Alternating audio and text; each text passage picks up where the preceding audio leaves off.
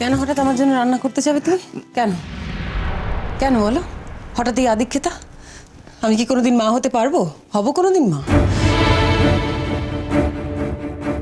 আদিক্ষেতা।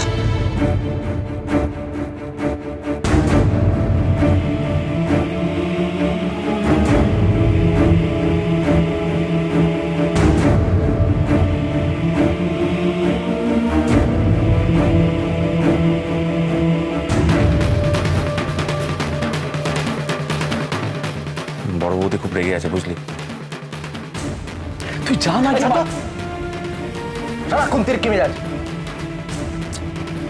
পড়া শোন, আর যাই হোক না কেন রেগে থাকা কম্পিটিশনে আলোকে কিছুতেই টপকাতে পারবে না বড় বৌদি। তুই শোন আমার কথাটা, পাশে গিয়ে বস, ভালো মন্দ কথা বল, মেনে যাবে। কেন এরকম করছিস বল?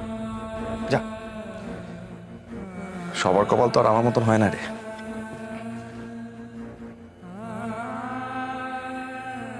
কেন? নিজের কপাল তো নিজেই পুড়িয়েছিস। হ্যাঁ, আলো তো আর অন্য বৌদির মতো নয় যে নিজের স্বামীকে আঁচলে তো আর বেঁধে রাখবে। ও তো তোর ব্যাপারটা বোঝে, তোকে ভালোবাসে, তোর মনটা বোঝে। প্রথম কথা, কপাল তো আমার মতো নয়। দেবী, ও দেবী,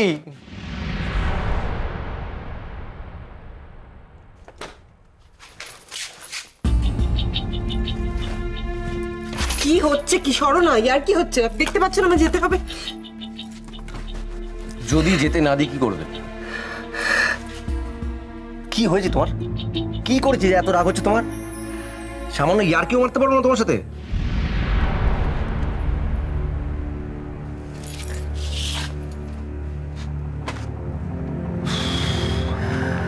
আচ্ছা, সারাক্ষণ তুমি ওই বাচ্চার কথা টেনে আনো কেন?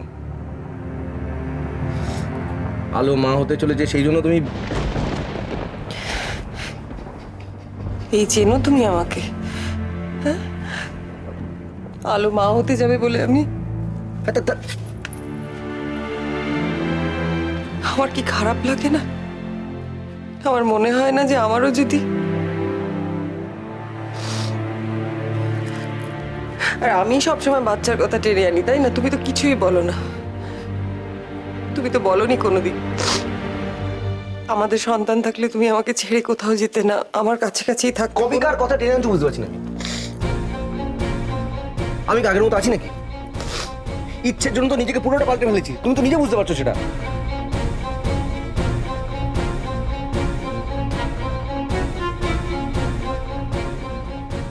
তাছাড়া আমার মনে হয় যে বাচ্চা হয়নি, ভালোই হয়েছে। না না না না, শোনো না শোনো না, মানে কেন বলছি কথাটা, মানে ধরো সে বড় হয়ে উঠে দেখে সে আমার মতন একটা মাতাল তৈরি হলো, তখন কাকে ছেড়ে কাকে সামলাবে? বাবাকে সামলাবে না ছেলেকে সামলাবে?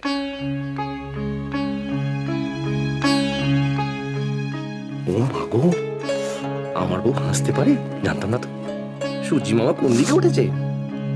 আচ্ছা, একটা কথা বলে তোমাকে, এদিকে শোনো। তোমরা এই বাড়ির বউরা কি খাও? মানে এত শক্তি পাও কোত্থেকে? বড়দের তো পুরো আঁচলের মধ্যে বেঁধে রেখেছো তোমরা। না না, সৌরভকে দেখো। আর আমার কথা তো ছেড়েই দাও, আমি তো কথা বলা শেষ হয়েছে? দয়া করে দরজাটা খুলে দাও। কি ভাবছে সবাই কি জানে? দরজা বন্ধ করে কি আর কিছু একটু শান্তিতে থাকতে দেবে না আমাকে? তুমি আমাকে শান্তি দাও তো, একটু জ্বালাও না, তাই তো?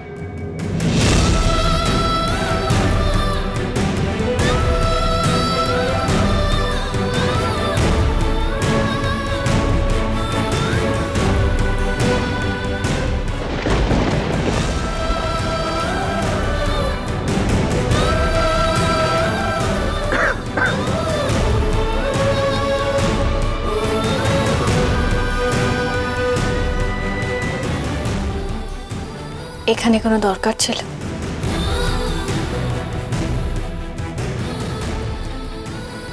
নালো, তোমাকে তো আমি কতবার বলেছি যে আমি আমি ফাটিয়ে রান্না করি। আমি না বেশ ভালো শেফ হতে পারতাম, বিশ্বাস করো। আমি বলিনি না, এত কাজের চাপ ভুলে গেছে হয়তো, কিন্তু আজকে আমি প্রুফ করে দেবো আমি কত ভালো ব্রেকফাস্ট বানাই। তুমি খেয়ে দেখো না একবার, আমি যা এনেছি তোমার ভেতরে জন্য। আসবে না সৌরভ, ওগুলো লাগবে না আমার, ফিরে নিয়ে যাও।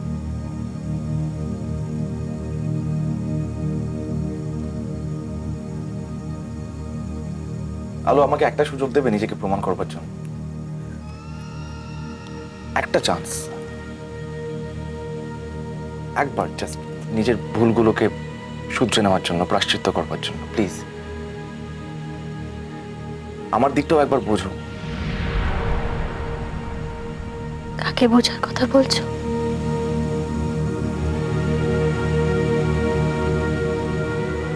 যে আমার এই ঘরে অন্য একজনকে নিয়ে এসেছিল, তাকে?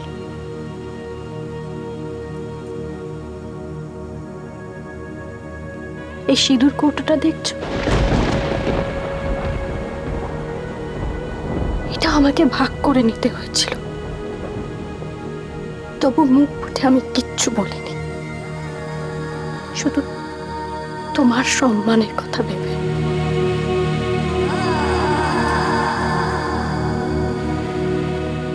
বোঝার চেষ্টা করেছিলাম তোমায়, পারছি না, আর পারছি না। আমি জানি আলো, আমি জানি তোমাকে কতটা মানিয়ে নিতে হয়েছে, কতখানি কষ্ট পেয়েছো, আমি জানি সেগুলো। কিন্তু কিন্তু তুমি তো একটা সময় সুহানিকে বাড়িতে নিয়ে এসেছিলে, তুমি বলো, নিয়ে আসুনি তুমি? আমি তো বুঝতে পারিনি যে সুহানি এত বড় একটা ক্রিমিনাল। আমি তো প্রথমে জানতাম না। আজ যদি সুহানি অপরাধী না হতো, তখন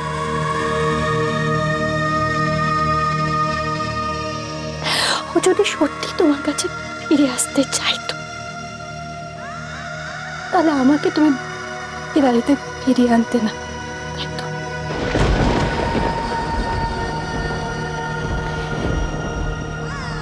সম্পর্কটা কত সহজে ভেঙে দিয়েছো তুমি, মনে আছে? কি বলেছিলে সেদিন? যে মা হওয়ার কোনো যোগ্যতা নেই আমার, বলেছিলে। আজ যখন আমি মা হতে চলেছি, তাহলে কেন এত যত্ন আত্তি করছো? তুমি এই ঘরের চৌকাট বেরোবে না, আমার কাছে আসার চেষ্টা করবে না তো। আমার গর্বের সন্তানের দিব্যি, আমি যদি মরেও যাই, শেষ হয়ে যাই, তুমি এই ঘরে আসবে না, ছবে না তুমি আমার।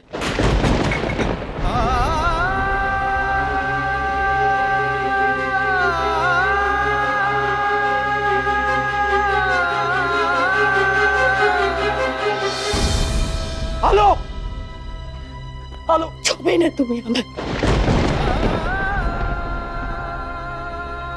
বর্দি, তোমার ছোট ভাইকে নাটক করতে বারণ করো, ভিতরে আসতে বলো। নালো লাগলো চোখে।